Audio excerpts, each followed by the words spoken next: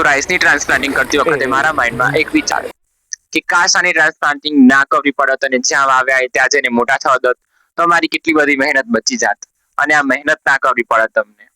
તો hello everyone, આઈ એમ મીત N agriculture student. તો આજના વિડીયોમાં આપણે જોશું કે રાઈસની ટ્રાન્સપ્લાન્ટિંગ શું કામ કરવામાં આવે છે, એટલે કે તેને જ્યાં વાયા છે ત્યાં જ ઉછેરવા કેમ નથી આવતા અને તેની ટ્રાન્સપ્લાન્ટિંગ કરીને ખેતરમાં બીજી જગ્યાએ શા માટે વાવવામાં આવે છે. તો રાઈસની ટ્રાન્સપ્લાન્ટિંગ કરવાના ઘણા બધા એડવાન્ટેજ છે, જેમાં ફર્સ્ટ નંબરનો એડવાન્ટેજ એ છે કે રાઈસની ટ્રાન્સપ્લાન્ટિંગ કરીએ એટલે કે આપણે પોતાની રીતે પ્લાન્ટ ચૂઝ કરી શકીએ, કે એટલે કે હેલ્ધી પ્લાન્ટ ચૂઝ કરીએ ટ્રાન્સપ્લાન્ટિંગ કરવા માટે. તો ફર્સ્ટ ફાયદો તો એ થયો કે આપણને હેલ્ધી પ્લાન્ટ મળી રહેશે. સેકન્ડ એડવાન્ટેજ એ છે કે ટ્રાન્સપ્લાન્ટિંગ કરતી વખતે આપણે યોગ્ય ડિસ્ટન્સ રાખીએ બે પ્લાન્ટ વચ્ચે, એટલે કે તેની ગ્રોથમાં કોઈ નડતર ના આવે.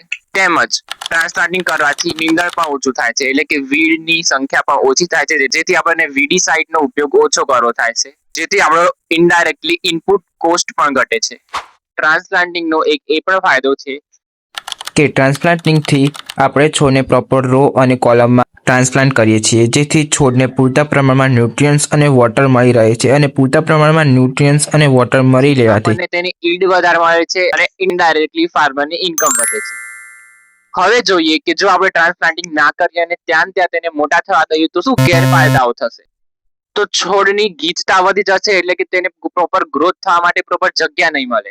છોડને સૂર્યપ્રકાશ લેવા માટે, વોટર અને ન્યુટ્રિયન્ટ્સ લેવા માટે કોમ્પિટિશન વધી જશે, જેથી તેની ઈલ્ડ પણ ઘટશે.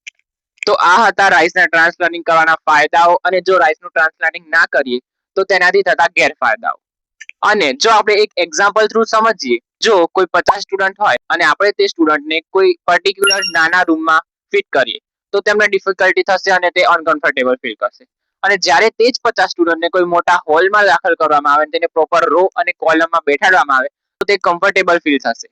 એવી જ રીતે આ રાઈસમાં છે, જેથી તેની ઈલ્ડ પણ વધે છે અને ફાર્મરની ઇન્કમ પણ વધે છે. તો આ જ હતું આજના વિડીયોમાં. ગમ્યું હોય તો લાઈક કરી દેજો અને ફોલો કરવાનું ભૂલતા નહીં. મળીએ બીજા વિડીયોમાં. સબસ્ક્રાઇબ કરવાનું ભૂલતા નહીં. Bye bye.